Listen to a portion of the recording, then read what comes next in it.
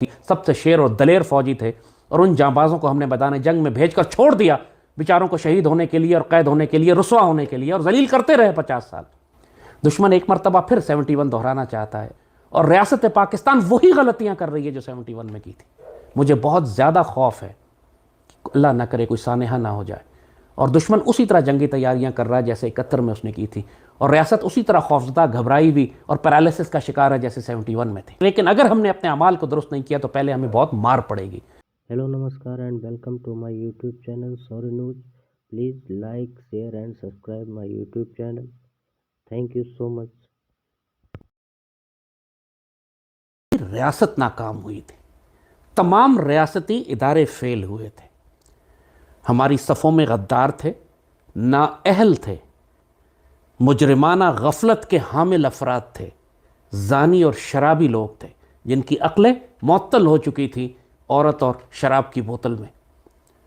اور ایسے میں جب دشمنوں کی جانب سے ایک بھرپور تیاری کے بعد، جو تقریباً 10 سال تک وہ تیاری کی گئی، جب دشمن نے ایسے موقع پر ایسی قیادت کی موجودگی میں جب پاکستان پر حملہ کیا، تو پھر ظاہر بات ہے کہ ریاست پاکستان مکمل طور پر شکست کھا گئی۔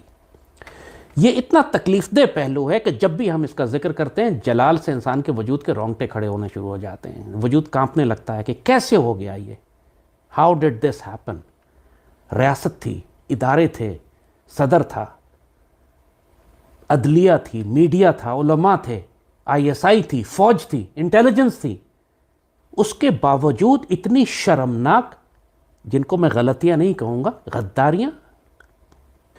مگر اس کے علاوہ ہم نے جہاں یہ ذکر کیا کہ ہماری پاک فوج سب سے زیادہ جانباز اور دلیر فوج تھی جو مشرقی پاکستان میں دشمن کے گھیرے میں آئی ہوئی تھی، اور اس چھوٹی سی فوج کو، 32,000 کی فوج کو ہم نے 5 لاکھ دشمن اور مکتی باہنی کے گریلوں کے سامنے چھوڑ دیا تھا، اور ابینڈن کر دیا، مرنے کے لیے بیچاروں کو چھوڑ دیا، کہ اس جنگ میں پاکستان کی عسکری حکمت عملی کس طرح ناکام اور فیل ہوئی، کس طرح GHQ نے پوری پاکستانی ریاست کو دھوکہ دیا۔ یہ بہت سخت بات ہے، مگر چونکہ یہ ایک ہماری تاریخ کی ایک شرمناک حقیقت ہے، لہٰذا اگر اس کا تجزیہ نہ کیا گیا تو آئندہ بھی ہم وہی غلطیاں دہراتے رہیں گے۔ تو 4 دسمبر کو پہلی مرتبہ پاکستان نے اعلان جنگ کیا، مغربی پاکستان نے، اور وہ بھی ہاف ہارٹڈ، کسی کو پتہ ہی نہیں تھا کرنا کیا ہے۔ ڈھاکہ فال ہونے میں 10 دن رہ گئے تھے، دشمن فوجیں ڈھاکہ کے قریب پہنچ رہی تھیں، مشرقی پاکستان میں گھمسان کی لڑائی تھی۔ جب گھمسان کی لڑائی مشرقی پاکستان میں 22 نومبر کو شروع ہو چکی ہے، تو مغربی پاکستان میں جنگ 4 دسمبر کے بعد کیوں شروع کی؟ 22 کو کیوں نہیں شروع کی؟ بلکہ 22 سے 6 مہینے پہلے کیوں نہیں شروع کی؟ جب یہ معلوم تھا کہ دشمن، جنرل مانک شا 1 سال تک مسلح تیاریاں کرتا رہا، حتیٰ کہ ریلوے لائن تک بچھائی اس نے مشرقی پاکستان کے اطراف میں اسلحہ اور ٹینک اور توپیں اور سامان لے جانے کے لیے۔ یہ سب کچھ کیا مغربی پاکستان کو نظر نہیں آ رہا تھا؟ ہماری ISI کہاں تھی اس وقت؟ اس کو نظر نہیں آ رہا تھا کہ دشمن ایک انویژن لیول پلاننگ کر رہا ہے۔ اس وقت کی پاکستان آرمی کی قیادت، جیسے کہا، ایوب خان تو بیچارہ جا چکا تھا، سارا یحییٰ خان کے ہاتھ میں تھا، اور یحییٰ خان سوائے زنا بدکاری کے شراب میں پڑی ہوئے کئی دن اپنے کمرے سے نہیں نکلتا تھا وہ عورت۔ تو اس کی حکومت کون چلا رہا تھا؟ اس کے ایڈوائزرز کون تھے جو یہ ڈیسیژن لے رہے تھے، فیصلہ کر رہے تھے کہ پاکستان کی ریاست کی عسکری حکمت عملی کیا ہوگی، ہم کیا جواب دیں گے؟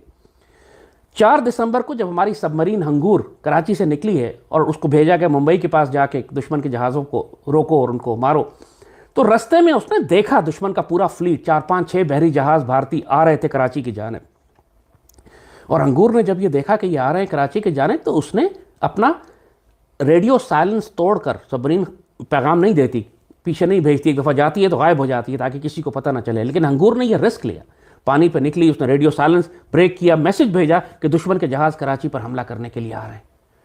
اور پھر یہی ہوا کہ ہنگور کو چونکہ آرڈر نہیں تھا کہ آپ نے دشمن کے جہازوں کو روکنا ہے، لہٰذا اس نے ان کو جانے دیا ان کے نزدیک سے۔ حالانکہ اس وقت اگر ہنگور ان کو روک لیتی، ان پہ مارتی، ایک آدھ جہاز کو ڈبوتی، تو پھر کراچی پر حملہ نہ ہوتا۔ نتیجہ یہ ہوا کہ وہ حملہ کراچی پر ہوا، ہمارے سارے فیول ڈپو جل گئے، ہمارے بحری جہاز جلے، خیبر اور محافظ ہمارے 2 مائن جہاز تھے، بحری جہاز ڈوب گئے، ہمارے سینکڑوں سیلر اور ہمارے نیول آفسرز بیچارے ڈوب گئے، بیچارے شہید ہوئے۔ وہاں اتنا بڑا تاریخی نقصان ہمیں ہوا 71 میں، خیبر اور محافظ 2 ہمارے بڑے جہاز غرق ہو گئے۔ اور ہنگور کے پاس سے گزر کے چلے گئے، لیکن ہنگور کو آرڈر نہیں تھا کہ آپ نے ان کو مارنا۔ اور جب یہ جہاز کراچی پر حملہ کرنے کے بعد انڈیا کے بحری جہاز جب واپس آ رہے تھے تو رستے میں خراب ہو گئے سمندر میں، پاک فضائیہ کو کہا گیا کہ دشمن کے جہاز خراب کھڑے ہوئے سمندر میں، جاؤ ڈبو دو ان کو۔ پاک فضائیہ سوچتی رہ گئی، کریں نہ کریں، کریں نہ کریں، جنگ کس کو اچھا کرتے ہیں سوچتے ہیں۔ کون لوگ تھے وہاں پر، کس قسم کی غداریاں تھیں، کس قسم کے جاہل تھے۔ یعنی جیسے ہم نے عرض کیا، پھر ہنگور آگے گئی، ہنگور نے جا کے پھر ککری ان کا جہاز تھا اس کو ڈبویا بھی، کرپان دوسرا تھا اس کو زخمی بھی کیا، لیکن جو اصل ڈیمیج تھا وہ ہو چکا تھا کراچی کو۔ ہمارے کئی جہاز، ہمارے سی لینز جو تجارتی جہاز کراچی آیا کرتے تھے وہ سب انہوں نے تباہ کر، حتیٰ کہ وینزویلا کا، برطانیہ کا جہاز تک انہوں نے تباہ کیا انڈیا نے، یہ کہہ کر کہ یہ پاکستان کے لیے اسلحہ لے کر آ رہے تھے۔ انہوں نے ہمارا پورا کراچی بلاکیڈ کر دیا، ہمیں چوٹ لگنا شروع ہو گئی، کراچی ہمارا بلاکیڈ ہو گیا، ہماری ٹریڈنگ سپلائی روٹس، سی لینز بند ہو گئی، اور پھر جو ہم نے جنگ کی وہاں مغربی پاکستان میں، ہم نے بہت سا علاقہ لوز بھی کر دیا۔ دشمن کو کوئی امپیکٹ نہیں ہوا کیونکہ تیاری تھی ہی نہیں، پلاننگ ہی نہیں تھی کہ ہم نے کون کون سے ٹارگٹس کو ہٹ کرنا ہے۔ جنگ اچانک شروع ہوئی تھی ٹوٹل پورا کرنے کے لیے کہ بعد میں کہہ سکیں کہ جی ہم نے بھی کچھ کیا، کیونکہ جیسے کہا کہ وار ڈاکٹرن اس پر ہم نے ویلیڈیٹ تو کیا نہیں تھا، کبھی ایکسرسائز تو کی نہیں تھی، ٹارگٹ تو ڈیفائن نہیں کیے تھے۔ اور 22 کو جنگ شروع ہو چکی ہے مشرقی پاکستان میں، تو آپ 4 دسمبر تک رکے کیوں رہے مغرب میں؟ آپ نے 6 ماہ پہلے کیوں نہ جنگ شروع کر دی؟ لیکن فی الحال اس عسکری حکمت عملی کی ہم بات کرتے ہیں کہ ہم ہر لیول پر فیل ہوئے، سارا کا سارا فوکس اس کا صرف فوج کو ذلیل کرنے پہ تھا۔ اور جیسے کہا کہ بھٹو چونکہ اس فوج سے خوفزدہ تھا جو مشرقی پاکستان میں قید ہو گئی تھی، اسی لیے اس نے بھی 2.5-3 سال اس فوج کو بھارت کی قید میں رہنے دیا۔ ابھینندن کو تو آپ نے اگلے دن رہا کر دیا۔ بھارت نے کس قانون کے تحت جنگ ختم ہونے کے بعد 2.5 سال جنگی قیدی ہمارے رکھے؟ اس لیے کہ پاکستان حکومت ان کو لینا نہیں چاہتی تھی، اندرا گاندھی بھی ذلیل کرنا چاہتی تھی اور بھٹو بھی اس فوج کو قبول نہیں کرنا چاہتا تھا۔ تو جیسے بات کہی کہ یہ ریاست پاکستان ہر سطح پر اس بری طرح فیل ہوئی، پاک فوج اس بری طرح فیل ہوئی، اور پھر یہ سبق اس سے کہ جب تک پاکستان اپنا دفاع خود نہیں کرے گا اس وقت تک دنیا کی کوئی طاقت اس کا دفاع نہیں کرے گی۔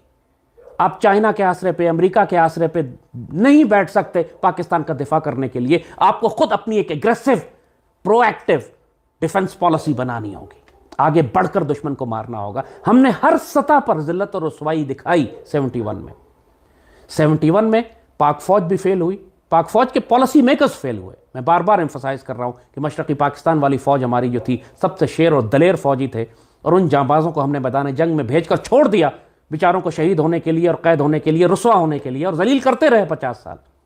دشمن ایک مرتبہ پھر 71 دہرانا چاہتا ہے۔ آج پاکستان کی ساری سیاسی جماعتوں میں غدار بھرے ہوئے ہیں۔ ایک مکتی بانی تھی، آج 10 مکتی بانی ہیں۔ ایک عوامی لیگ اور مجیب الرحمان تھا، آج 10 ہیں پاکستان میں، اور ریاست پاکستان وہی غلطیاں کر رہی ہے جو 71 میں کی تھی۔ مجھے بہت زیادہ خوف ہے